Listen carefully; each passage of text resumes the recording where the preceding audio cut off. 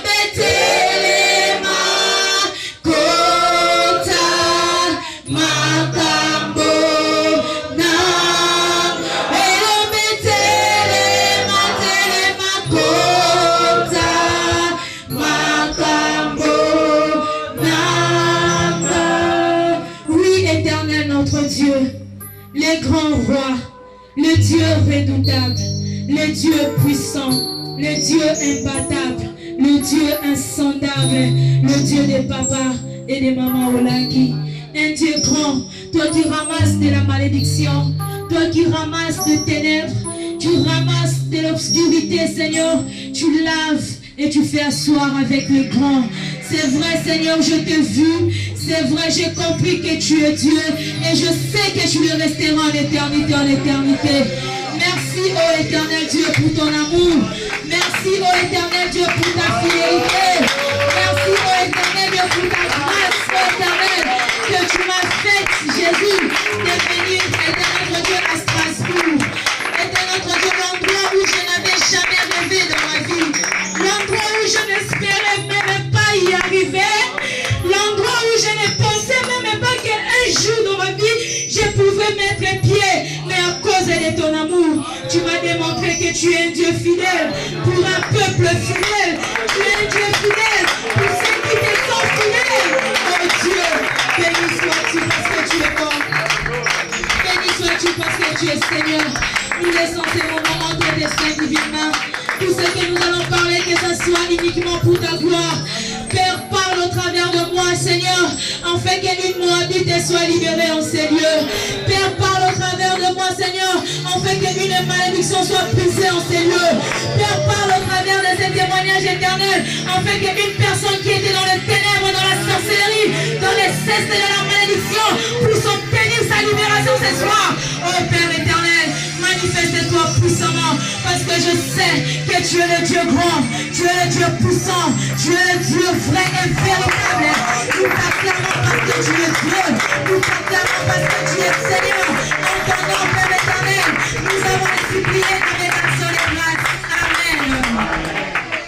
Nous pouvons nous asseoir s'il vous plaît. Alléluia. Amen. Je suis la sœur Jenima Chocha, encadreur de la JCC Libreville. Amen. Amen. Avant que je puisse commencer mon témoignage, je voulais d'abord premièrement remercier papa et maman Olangi, remercier leur Dieu et dire à leur Dieu un grand merci. Si je suis ce que je suis aujourd'hui, c'est grâce à leur Dieu. Ni t'étais ce Dieu bien-aimé, j'allais peut-être me retrouver comme mes soeurs dans la prostitution, j'allais peut-être me retrouver dans les cestes de ma famille, du côté de mon père, mais grâce à ce Dieu, à cause de son amour, il a fait de moi ce que je suis aujourd'hui. Malgré que je ne voulais pas, mais vous allez comprendre dans mon témoignage. Amen. J'ai béni aussi Papa Guy, que j'ai trouvé en ces lieux. Je bénis Maman Nathalie. Vraiment que le Seigneur les bénisse. Je vois que l'œuvre du Seigneur est en train d'évoluer dans ces sièges. Que le Seigneur soit vraiment bénis. Amen. J'ai trouvé la vision des mamans, ces lieux, les sociales. Vraiment, j'ai beaucoup aimé et apprécié. Surtout notre siège ici, j'ai aimé. Que le Seigneur bénisse les serviteurs de Dieu en ce lieu. Amen. Bien-aimés, sans plus tarder, j'ai intitulé mon témoignage comme suivant. Connaître ses origines pour marcher dans l'obéissance de la voix de Dieu afin de vivre un bon départ. Amen. Amen. Amen. Bien-aimés, nous allons d'abord commencer par définir les mots-clés de notre thème. Nous avons parlé de connaître ses origines pour marcher dans l'obéissance de la voix de Dieu afin de vivre un bon départ. Nous définissons l'origine selon les dictionnaires français. L'origine signifie la provenance. La provenance d'un lieu, d'un milieu ou de quelque part. Par exemple, quelle est l'origine de ton nom? Et nous avons défini l'origine en deux types. Nous avons l'origine ethnique et l'origine biologique. Dans l'origine ethnique, nous avons la tribu, nous avons les sectaires, provinces, totems, coutumes. Là, ce sont des choses qui font partie de l'origine ethnique. Lorsque nous disons, moi je suis, par exemple, moi je suis d'origine de Kassaï, je suis Tété là, je dis je suis Tété là, ça c'est mon origine, ma provenance ethnique, ma provenance de la province. Je pourrais dire mon totem c'est le léopard. Nous, notre totem c'est le léopard. Ma provenance, mon origine selon les totems c'est le léopard. Amen. Amen. L'origine biologique. Dans l'origine biologique, nous voyons l'ADN du sang. Le sang que nous portons dans nos veines, le sang que nous avons hérité de nos parents, de nos grands-parents, de nos ancêtres, de nos alliés, ainsi de suite. Et nous avons les dons. L'origine biologique, nous avons le nom des familles. Par exemple, moi, mon nom c'est Chotia. Ainsi de suite. Amen. Et le deuxième mot-clé que j'ai essayé de définir, selon le dictionnaire Larousse, l'obéissance. On nous dit l'obéissance, c'est l'action ou l'habitude d'obéir, de faire ce qui est commandé. Amen. Ici, nous parlons de l'obéissance à Dieu, de l'obéissance à la parole de Dieu. L'obéissance à Dieu consiste à faire ce que Dieu vous demande de faire. Soit par sa parole, soit par révélation ou soit par instruction. Cela ne nous demande pas de faire cela à moitié, mais cela nous demande de le faire complètement et totalement. Obéir totalement à la parole de Dieu sans condition. Amen. Amen. Et le quatrième mot clé de notre thème, la voix de Dieu. La voix de Dieu, bien-aimé, ça peut être une prophétie que toi et moi on avait reçue par les hommes de Dieu. Il y a beaucoup des hommes de Dieu qui sont passés en ces lieux, qui ont prophétisé sur nous. Seulement c'est pour une personne. Il n'a pas dit que c'est pour deux personnes. Il n'a pas dit que c'est pour trois personnes. Il m'a dit que ce témoignage est venu à Strasbourg pour libérer la vie d'une personne de la malédiction. Je ne sais pas si cette personne c'est toi, mais moi je crois que c'est moi. Est-ce qu'il y a cette personne en ces lieux? Est-ce qu'il y a cette personne en ces lieux? Nous allons lire dans Genèse 19, les versets 33 à 34. Nous lisons la parole de Dieu, Genèse 19, 33 à 34. Ils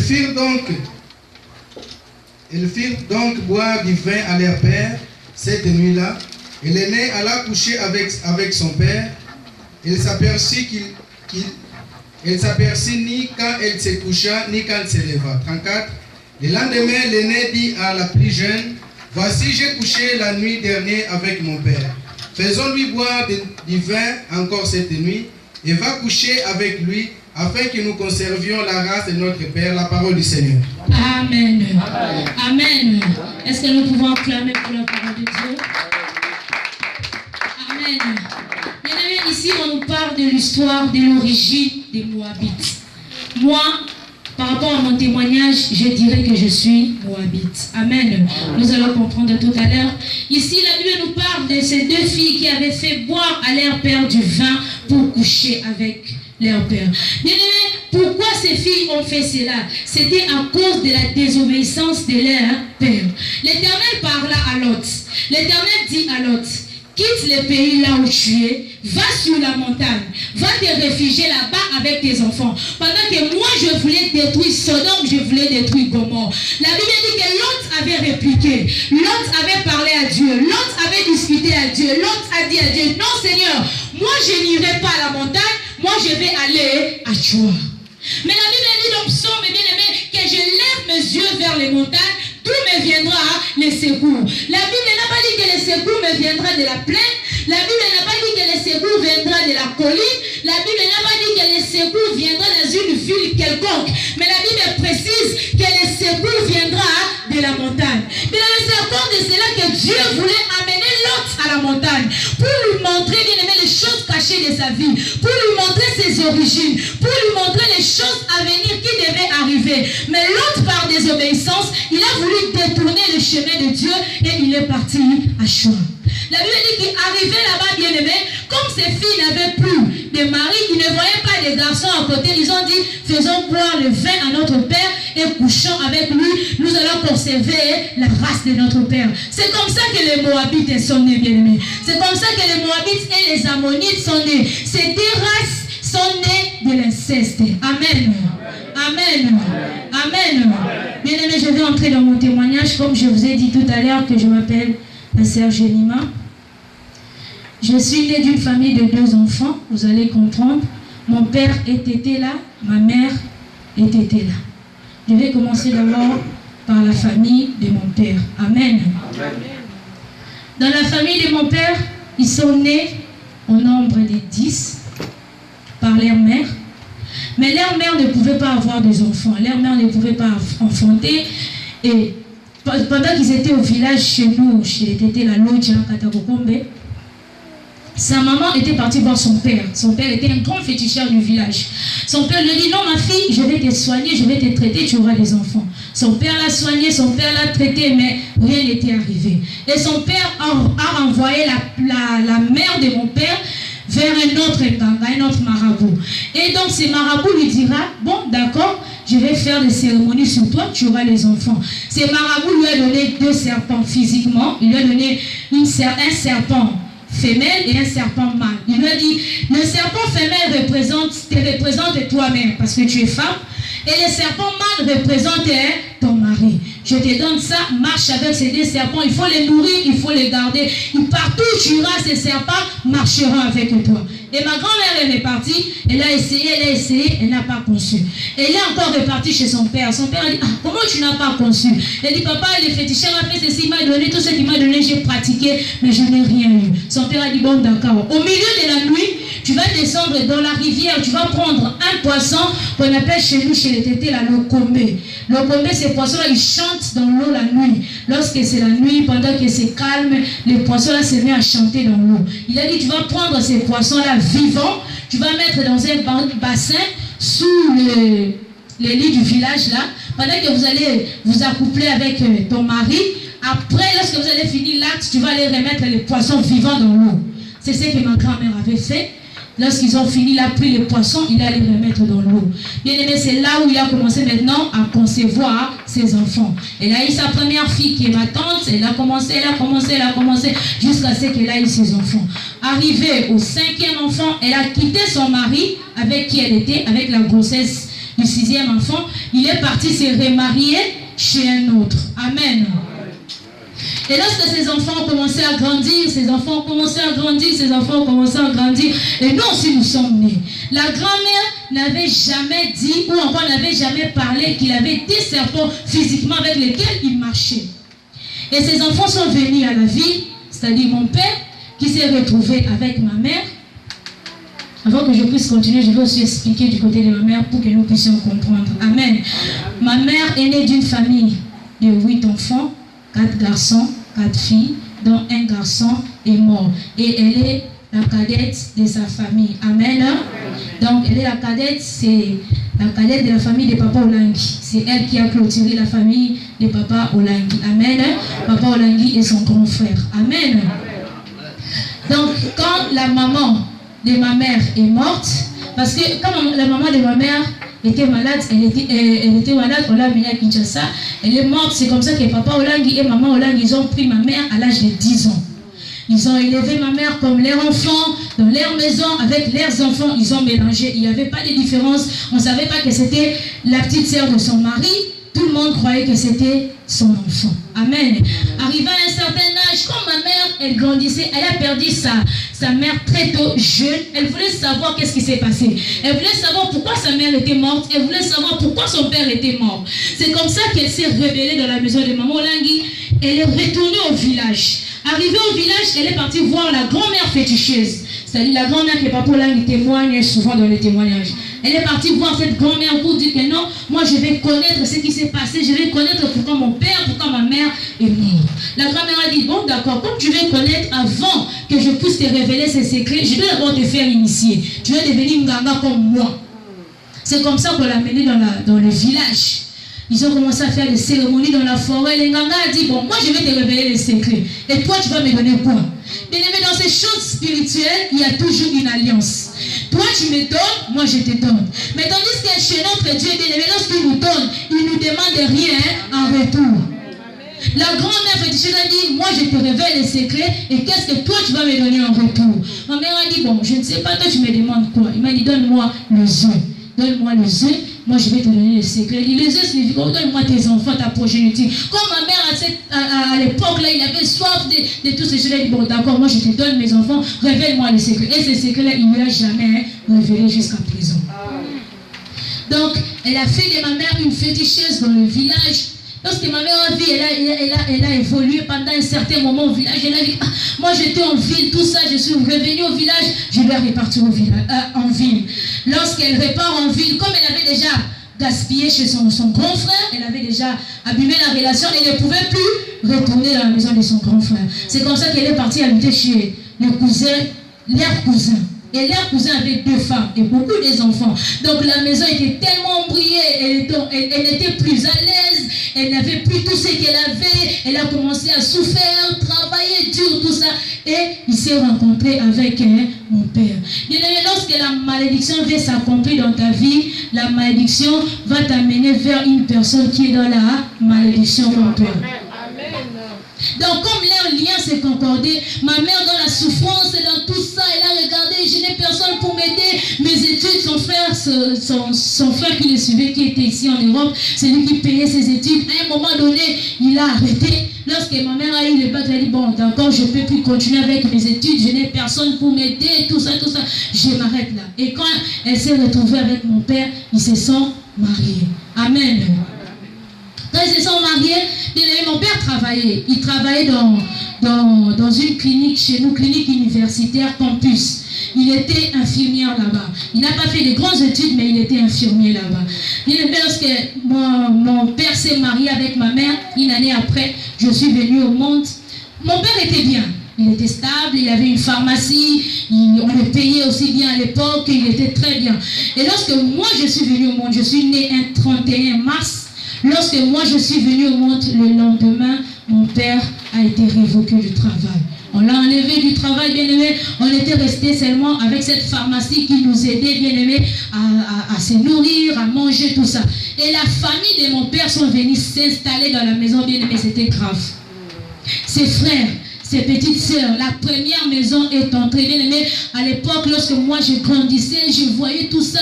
Et la grand-mère, la mère de mon père qui était là, qui insultait, donc c'était vraiment grave. À l'âge de 5 ans, mon père a voyagé. Donc, lorsque la famille est venue, les pharmacies aussi est tombé par terre, on n'avait plus rien. Mon père a dit, bon, comme on n'a plus rien, je vais commencer à faire des voyages. Mais c'était des voyages maintenant. Lorsqu'il part à Chicap à 3 ans, il part si c'est où 3 ans. Il part si c'est où 4 ans. Après 3 ans, il revient. Il part encore 4 ans, il revient. Donc c'était devenu comme ça. Ma mère, on est resté avec ma mère et ses frères et sa mère à la maison. C'est comme ça que ma mère a commencé à tomber malade. Elle est tombée malade, très très gravement malade. Et un jour, on est parti avec elle. Tellement qu'elle était malade, elle m'a dit, ma fille, moi je vais mourir. Mais avant que je meure, je t'amène quelque part, je vais te montrer quelque chose. Je sais, je n'ai rien à te donner, je n'ai pas l'héritage à te donner, je n'ai pas l'argent à te donner, mais moi je vais te montrer quelqu'un. Cet homme-là, si tu t'accroches à lui, ta vie va changer. Est-ce que je parle à quelqu'un? Est-ce que quelqu'un me comprend? Elle m'a dit, je n'ai à te donner. Parce que je suis pauvre, regarde-moi, malade de mon état. Mais j'ai quelqu'un à qui je vais te présenter. Lorsque tu vas rencontrer cet homme-là, si tu t'accroches avec ce Dieu, avec l'homme que je vais te présenter, ta vie va faire quoi? Changer. Bien aimé, c'est comme ça qu'on est parti à la 17e rue un jour. Je ne connaissais même pas. Elle m'a aussi jamais dit.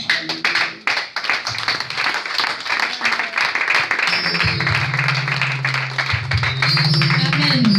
Elle m'a aussi, à cette époque-là, elle ne m'avait pas révélé qu'elle était la petite sœur de papa. Là, j'étais tout petite, 7 ans, 6 ans, quelque chose comme ça. Elle m'avait vraiment rien dit, je ne connaissais pas. La première fois que je me retrouve avec elle, à la 17e rue, elle était malade. Et lorsqu'on est arrivé à la 17e rue, je me rappelle, c'était Papa Jésus qui est en train de parler. Directement au podium, Papa Jésus a dit, il y a une femme qui vient d'entrer ici avec son enfant. Cette femme avait l'esprit de mort. Si elle n'était pas venue aujourd'hui dans la maison de Dieu, c'était aujourd'hui que les ténèbres allaient en finir avec elle. Bien aimé, la prophétie est sortie sur le podium. Moi, je ne comprenais pas. J'ai vu ma mère tomber en train de pleurer. On était dans la foule. C'était même pas qu'on était devant. On était dans la foule. Personne ne nous connaissait. Personne ne nous voyait, bien aimé. Ma mère est tombée. Elle a commencé à pleurer. Elle a commencé à pleurer. Elle a commencé à pleurer. Elle a commencé à pleurer. Lorsqu'on est rentré à la maison, elle m'a dit, ma fille, voilà le chemin que je voulais te montrer. Moi, j'ai dit, ah maman, si je suis ce chemin-là, c'est vrai que papa... Parce que moi, mon souci... Quand j'étais enfant, mon souci c'était de voir ma famille réunie. Quand je partais chez les autres, je voyais les autres avec leur papa, papa je veux ceci, papa je veux. Mais moi je n'avais pas les papas pour dire papa je veux ceci, papa. Et puis mon papa n'avait pas, comment je vais expliquer? C'est l'attention, voilà, cet amour paternel, l'affection, pour dire que comme on voit d'autres papas en train de choyer leurs enfants, de leur montrer leurs enfants l'amour. Vraiment moi, ça je n'ai pas vraiment connu cela de mon père. Peut-être comme j'ai grandi comme ça qu'il essaie un peu de rattraper le temps. Amen. Donc moi j'ai dit à maman, maman, donc si je suis ce Dieu là, maman, c'est vrai, ma vie va changer. C'est vrai, papa va revenir. Elle dit oui, papa va revenir, c'est vrai. C'est comme ça que maman nous a commencé à mener la JCC. On a commencé à partir à la JCC. J'ai commencé la JCC depuis l'âge de 7 ans. Je partais à la JCC junior, malgré que je ne comprenais pas. Des fois j'allais, des fois je n'allais pas, des fois je partais, je comprenais comme si je ne comprenais pas.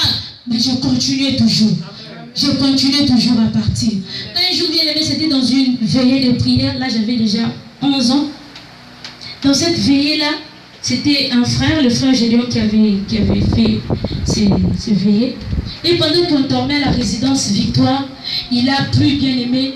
Moi et mon frère, on était en train de dormir. Il n'y avait personne pour nous réveiller. On ne savait pas qu'il pleuvait. On était vraiment endormis. Et il a plu sur nous. Lorsque je me suis réveillée, je me suis regardée mouillée, mon frère mouillé. J'ai commencé à pleurer.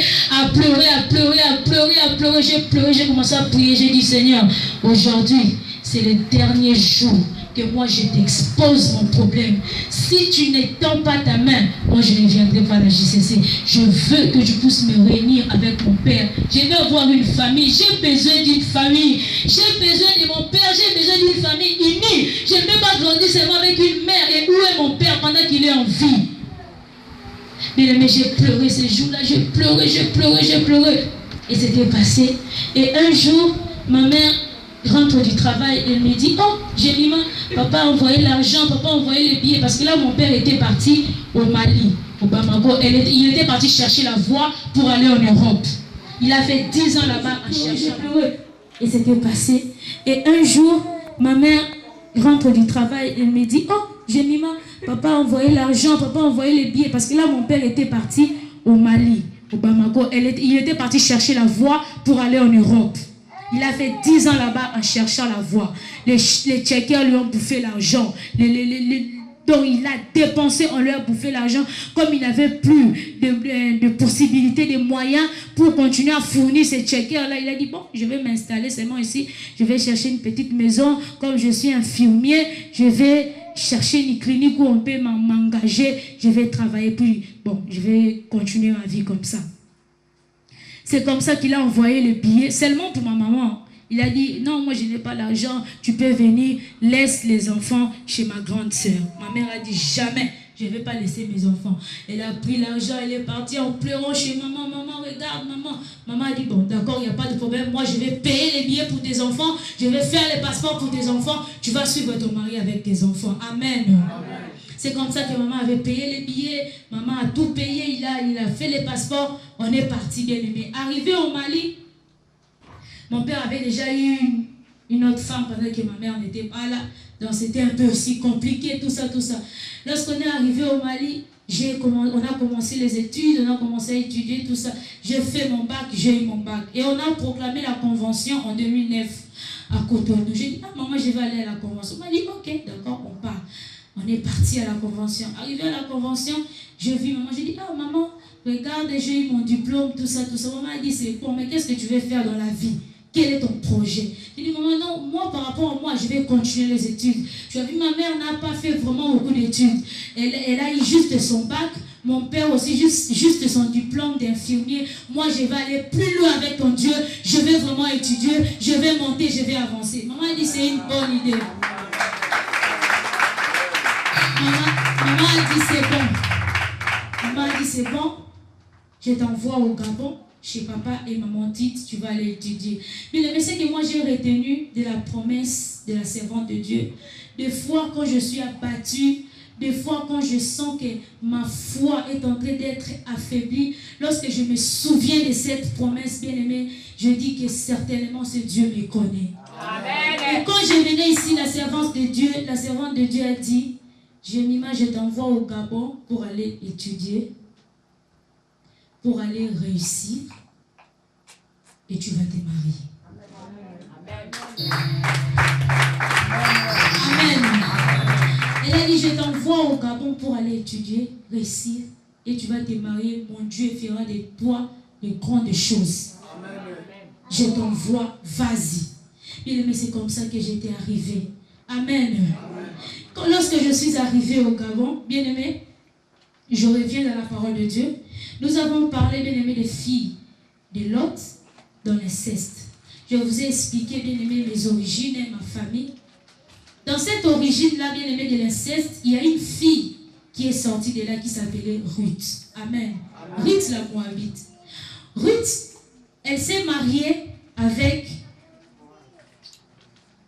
avant Boaz, elle s'est mariée avec le fils de Naomi. Amen. Et lorsque la famille de Naomi sont venus, bien aimés, à Moab, Ruth ne savait pas que Moab était une ville qui était déjà maudite.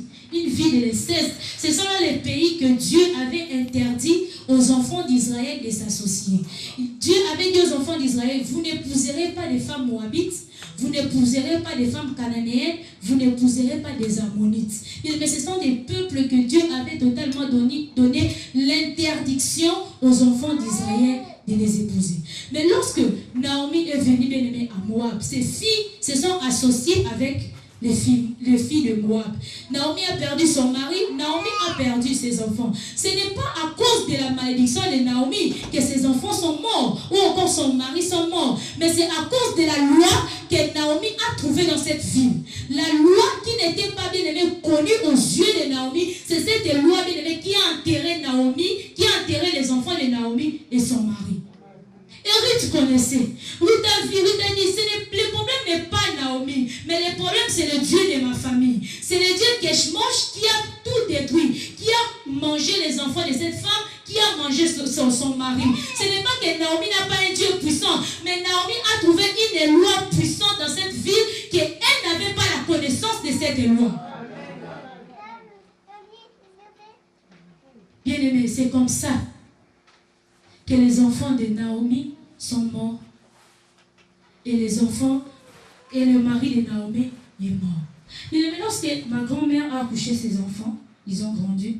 Les enfants de ma tante, la première, dans notre famille, dans la famille de mon père, il y a une inceste terrible. Je vais appeler ça inceste autorisé. Je vais vous expliquer. La grande sœur de mon père, son fils aîné, va coucher avec la femme du petit frère de sa mère et vont avoir un enfant. Et cet enfant est en vie jusqu'aujourd'hui. Et le petit frère de mon père a gardé sa femme à la maison pour dire que je l'ai pardonné, je ne vais pas les chasser. Mais sa femme a couché avec le fils de sa grande sœur. Et ils ont eu un enfant. L'enfant est vivant jusqu'aujourd'hui. Ça ne s'est pas arrêté là. L'enfant de cette même oncle-là, sa fille aînée, a couché avec le fils du cousin de notre père. Ils ont eu des jumeaux. Ça ne s'est pas arrêté là. Le cadet de notre père a couché avec l'avant-dernière fille de ma tante. Bien-aimé, dans cette maison, l'inceste est autorisé.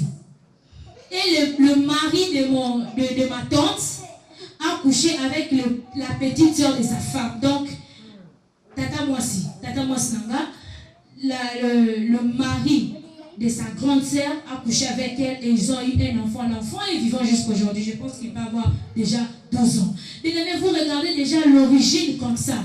D'une personne comme ça, s'il n'y a pas Jésus dans ta vie, tu ne verras jamais clair. Bien-aimé, moi aussi j'étais destinée à ces choses. Je voyais ces choses dans cette maison quand j'étais petite.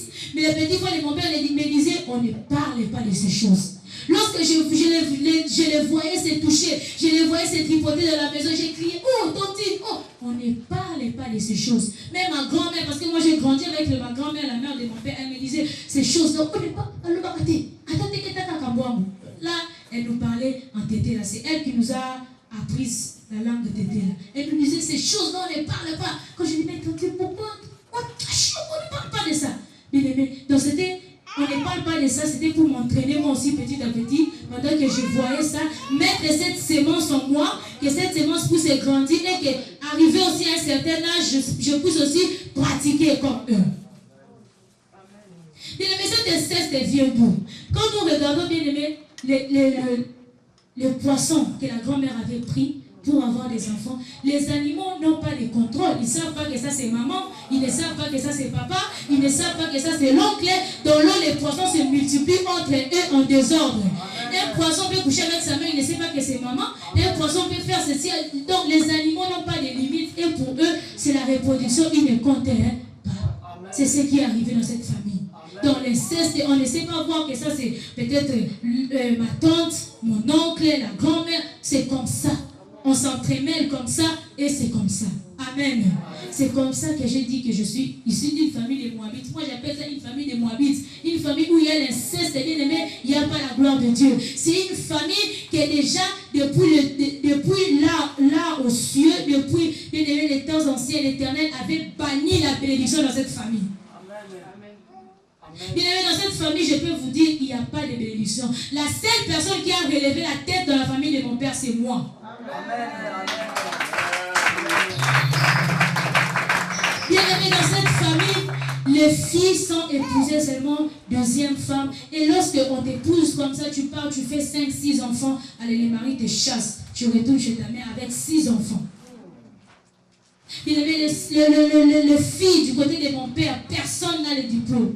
Les diplômes universitaires. Celle qui avait essayé d'avoir les diplômes, elle a les diplômes universitaires en pharma, on appelle ça comme en pharmacopie ou de tout de la pharmacie. C'est elle qui est partie coucher avec l'enfant du cousin de mon père et ils ont eu des jumeaux bien aimés. Regarde la malédiction. Quelqu'un qui est arrivé déjà à l'université, il est reparti encore faire l'inceste, accomplir la loi de la famille parce qu'elle n'avait pas Jésus.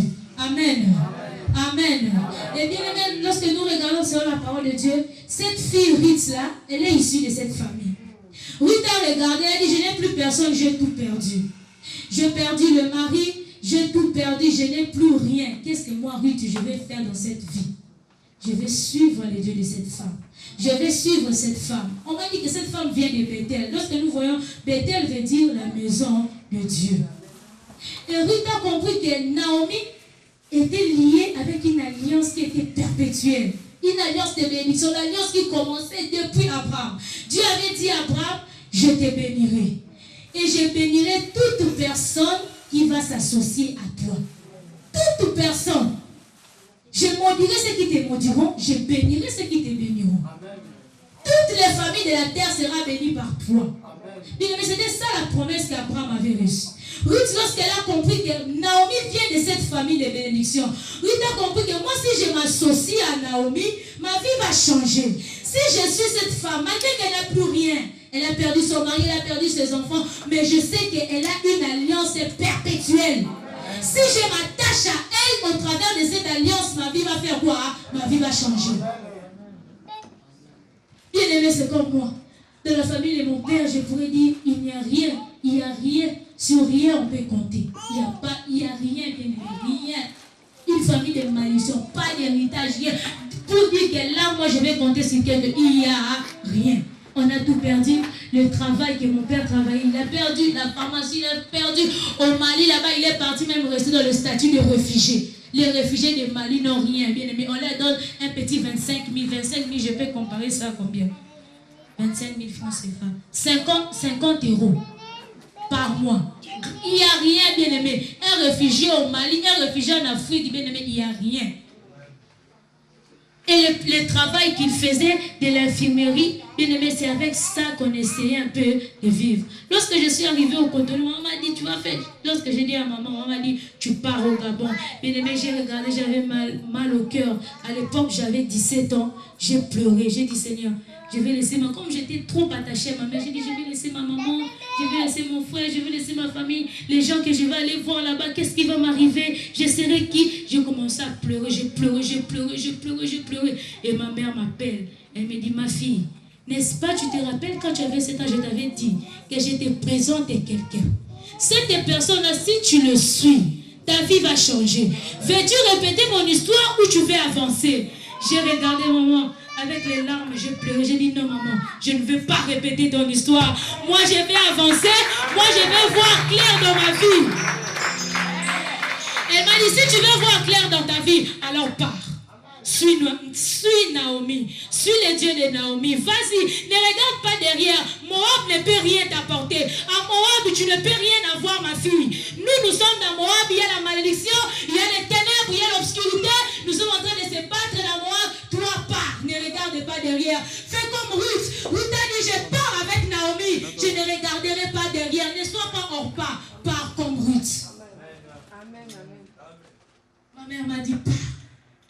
Elle a pris la voiture, elle est partie à Bamako, là c'était à Cotonou. Moi je suis restée pour les démarches et on est parti à Libreville. Bien aimé, arrivé au Gabon, c'était pas facile. C'était pas facile, déjà que je suis l'unique fille de ma mère, j'étais vraiment...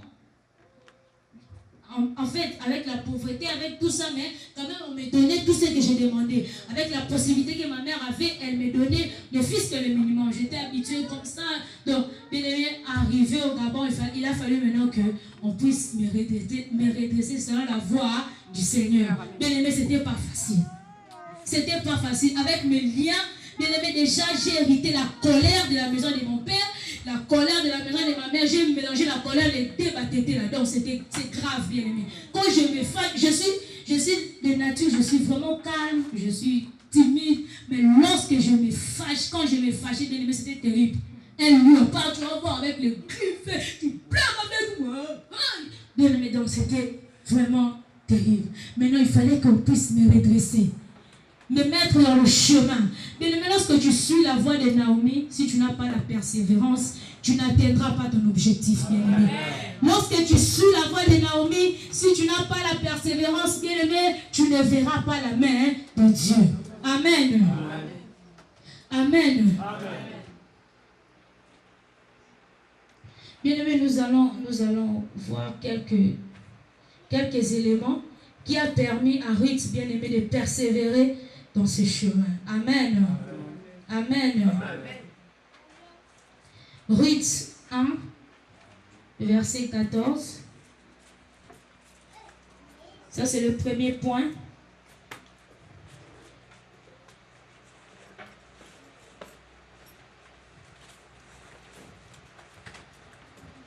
Ruth 1, le verset 14. Ruth 1, 14, nous lisons la parole de Dieu. Amen. Ils élevèrent la voix et pleurèrent encore. Orpa baisa sa belle-mère, mais Ruth s'attacha à elle. Amen. Amen. Amen. Bien-aimé, le premier point dans cette marche que Ruth avait pris bien aimé vers l'obéissance pour avoir un nouveau départ, pour changer l'histoire de sa vie, pour changer bien aimé l'histoire de ses origines. Bien aimé, les premiers points, c'était l'attachement et la persévérance. Ruth savait que le chemin que moi, Ruth, j'ai emprunté, ce n'est pas un chemin facile. Ce n'est pas un chemin où je vais trouver des bénédictions seulement facilement. Ce n'est pas un chemin que je vais voir facilement la bénédiction. C'est un chemin compliqué. Qu'est-ce que moi, Ruth, je dois faire? Je dois m'attacher et persévérer. Amen. Amen. Amen.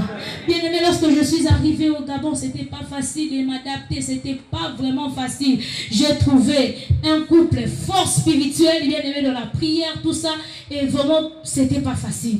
Pour me redresser, des fois, je me fâchais, je tapais le table, je me fâchais, mais ils étaient là, on ne fait pas ça.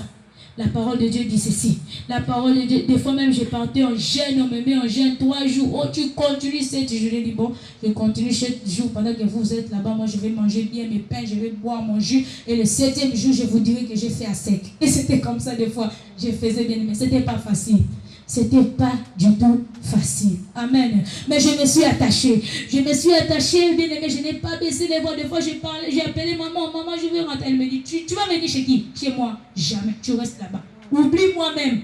Il faut m'oublier. J'ai dit, non, maman. Il faut. Tu dois m'oublier. Bien aimé, c'était comme ça.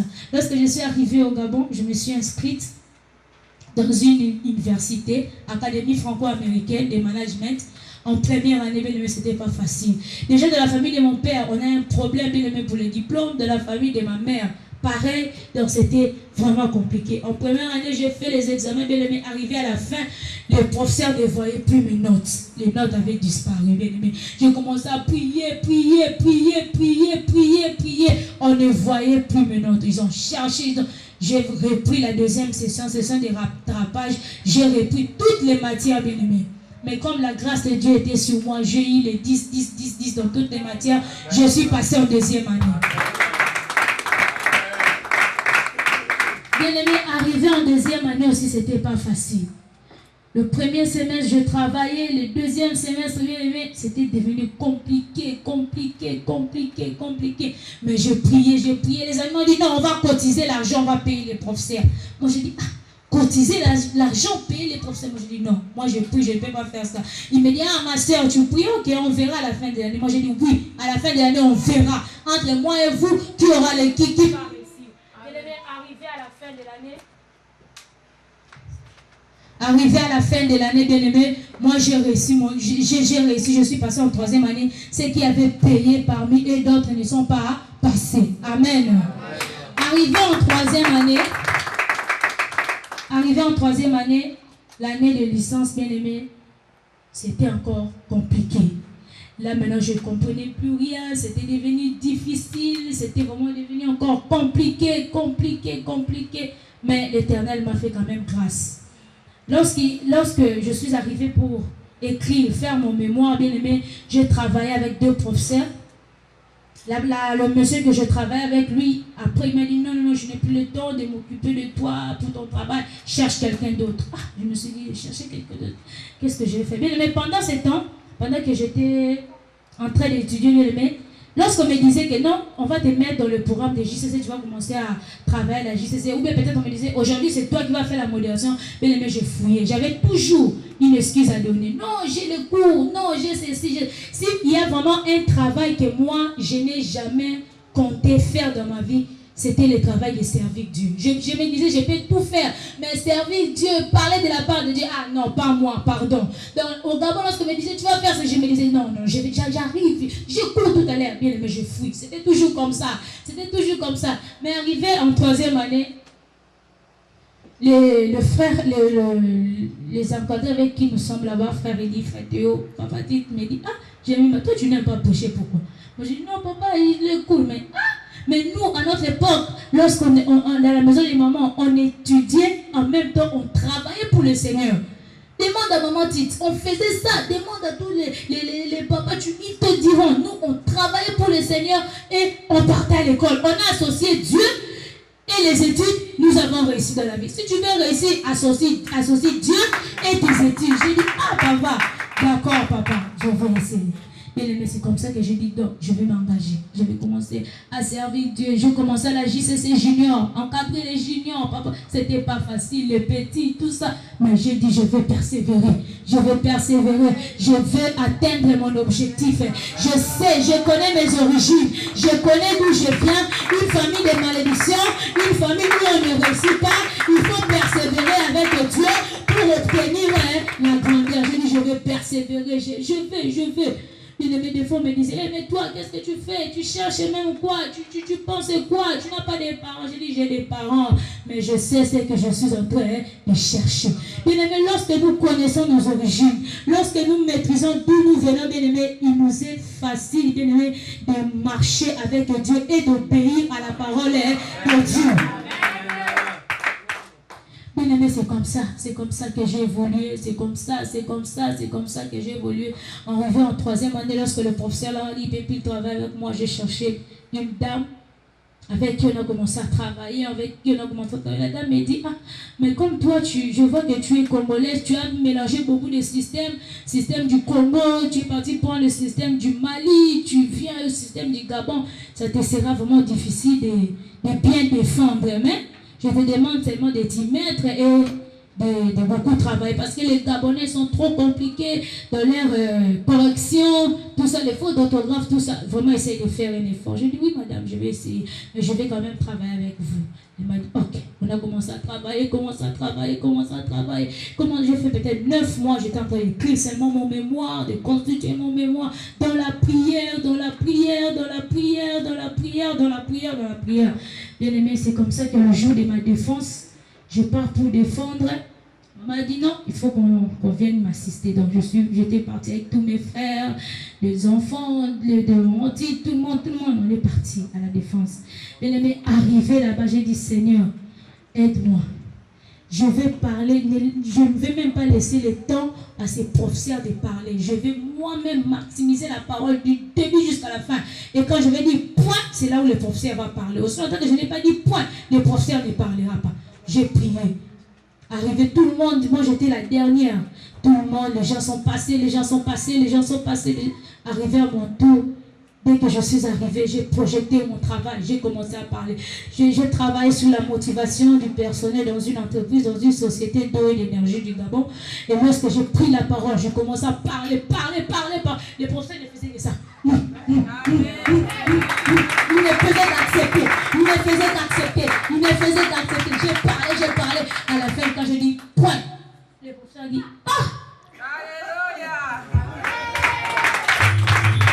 Alléluia.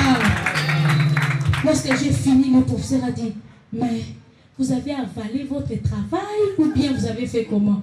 J'ai ri. Mais comment vous pouvez réciter votre travail sans pourtant regarder? J'ai dit, mais... Il m'a dit, ok. Ils ont commencé maintenant à juger mon travail. Mais j'ai tremblé déjà les jugements du travail. Ils ont commencé à ouvrir. Il a dit, regardez mon travail. Il a dit, parmi toutes les étudiants et les étudiantes qui sont passés, le seul travail que j'ai trouvé original, c'est ton travail. J'ai senti la bonté à la joie. Il a dit, les autres ont fait les plagiats, mais ton travail est original. Mais c'était la joie. Il a commencé à fuir. Il a dit non, vraiment, tu as fait un bon travail. Et mon chef a parlé, mon chef d'entreprise a parlé. Non, c'est une fille dynamique, elle travaille bien, elle part dans les sociétés, elle fait ceci. Donc, c'était vraiment bien. Et le jury a dit non, sortez, nous allons délibérer. Je suis sortie d'ailleurs. On m'a provoqué, non, tu vas réussir. Moi, j'ai dit, j'aurai une bonne note. Je suis restée là, j'ai prié, j'ai dit, Seigneur, je sais que je ne mérite pas.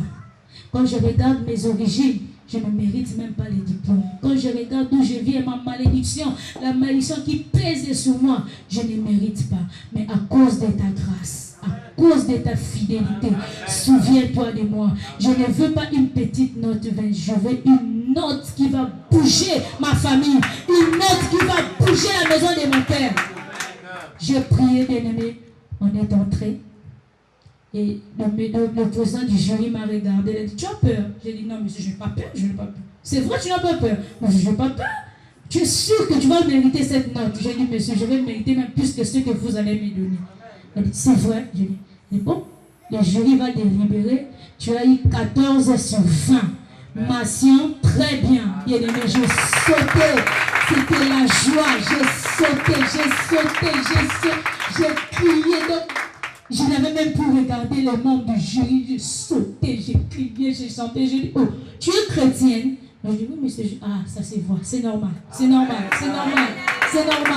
là, c'était la joie, on a fêté. Vraiment, c'était la joie. On est rentré. Mais j'ai eu mon diplôme. Lorsque j'ai eu mon diplôme, c'était en 2013, lorsque le symposium est venu, je suis partie à Kinshasa. J'ai dit à papa, j'ai dit à maman, j'ai eu mon diplôme, votre Dieu a fait, il a brisé la condamnation. Papa était fier, papa était content. Vraiment, c'était bien. Amen. Et j'ai passé quelques mois à Kinshasa, 8 mois, et je suis repartie, je suis revenue à Libreville. Bien aimé, arrivé au Gabon, pendant que j'étais étudiante, on avait un professeur, le prof de droit. Un prof de droit, il était français. Il travaille à la faculté de droit d'ici.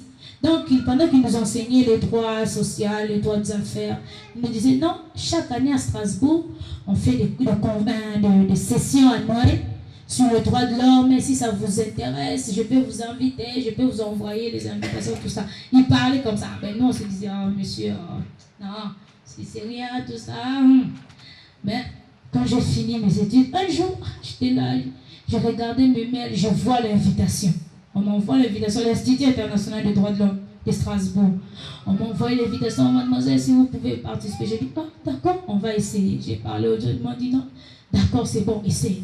On a essayé, l'invitation est venue, tout ça. J'ai dit, Seigneur, maintenant, quand il est arrivé pour aller chercher les visas, papa dit, mais il faut avoir la foi. Tu auras les visas. J'ai dit, papa, moi, le visa de l'Europe que mon père a cherché pendant 10 ans. Les millions qu'il a dépensés pour un simple visa. Est-ce que moi, vraiment, je pourrais avoir cela? Il m'a dit, tu as la foi, tu sers Dieu. J'ai dit, oui. Tu as la foi? J'ai dit, oui, il faut avoir la foi. Il dit, je prie. Des fois, papa dit, mais bousquet, tu ne pries pas. Toi, tu crois que les visas là, tu vas avoir ça. Quand je dis, papa, j'ai prié. Non, il faut pleurer que Seigneur, je ne mérite pas la malédiction. J'ai dit, d'accord, papa, mais je commence à prier, je commence à rappeler à Dieu. J'ai dit, Seigneur, regarde-moi, la Moabite et Jésus, je suivis ton Dieu, Seigneur. Montre-moi ta gloire. Montre-moi ta gloire. Prouve à la famille que le Dieu que j'ai suivi est un Dieu véritable. Montre à la famille de mon Père, Seigneur, que tu es un Dieu véritable. Bien aimé, avant que ma grand-mère puisse mourir, pendant que mon père était en train de chercher de tous ses moyens pour aller en Europe, un jour, la grand-mère va appeler mon père, il va écarter ses pieds, il va dire à mon père, toi Joseph, aussi longtemps que moi je suis en vie, tu ne verras jamais l'Europe. Son propre enfant. Comme toi tu as suivi ta femme là, qui part prier chez la femme là, tu ne verras jamais l'Europe. Mais c'est à cause de cette parole qu'on a fait que escroquer mon père. Il a changé des ambassades pour chercher le visa. Rien du tout. Jusqu'aujourd'hui. Mais j'ai commencé à pleurer. J'ai dit, Seigneur, regarde ces paroles de malédiction. Regarde, Seigneur. Aie pitié. Je sais que je ne mérite pas. Mais aie pitié de moi. Si je t'ai suivi, ce n'est pas par plaisir. Si je t'ai suivi, c'est pour que mon histoire puisse changer. C'est pour que ma vie puisse changer. C'est pour que mon histoire puisse changer. C'est pour que je ne répète pas l'histoire de mes parents, de mes grands-parents, de mes ancêtres. Mais c'est pour que mon histoire change. Bien aimé, le jour où je suis partie déposer le dossier du visa, arrivé là-bas, la dame avait tellement reçu, la dame française, elle avait tellement reçu les gens. Arrivé à mon tour, elle regarde mon dossier, elle dit, oh, mademoiselle, partez où? France, faire quoi? Ah, d'accord. Très bien. Revenez les deux, vous allez récupérer votre visa. Ah, je suis fatiguée. Mais c'était comme dans un rêve. J'ai dit, quoi? Revenez, j'ai dit, madame. Comme si je n'avais pas bien écouté. J'ai dit, madame, s'il vous plaît, vous avez dit, revenez le... Alléluia. J'ai dit, madame, vous avez dit, revenez. Mademoiselle, revenez les deux, vous allez prendre votre visa. Je suis fatiguée. Votre dossier est bon. Hein? C'est bon, il n'y a rien. Bien-aimé, je suis sortie de là, j'ai glorifié Dieu, j'ai glorifié. J'ai dit, Seigneur, il n'y a que toi qui peux faire de telles choses. Il n'y a que toi, le Dieu des mamans langues, qui peut confondre l'intelligence des sages. Il n'y a que toi, le Dieu des mamans langues, qui peut confondre la malédiction de ma famille. Il n'y a que toi, le Dieu des mamans langues, qui peut faire de telles choses. Bien-aimé, lorsque je suis rentrée, j'ai dit à la maison, j'aurai mon visa. On m'a dit, oh, ne parle pas encore, c'est pas encore sorti. Faut prier, faut prier. J'ai dit, ok. J'ai prié. Arrivé le 2 juin, je suis arrivée à l'ambassade d'Elmé. C'est la dame même qui m'a dit, oh mademoiselle, la grande dame, viens, je te montrer ton visa. Hein. Je t'accorde des visas pour la France. Tu vas visiter Paris. Elle-même, elle a commencé à me parler. Tu vas voir Paris, la Tour Eiffel. Tu vas aller au Strasbourg. Quelle ville? Il faut choisir. Ah, j'ai dit, madame, d'accord. Mais moi, je ne vais pas choisir. Je vais faire même toute la France. Elle a commencé à rire.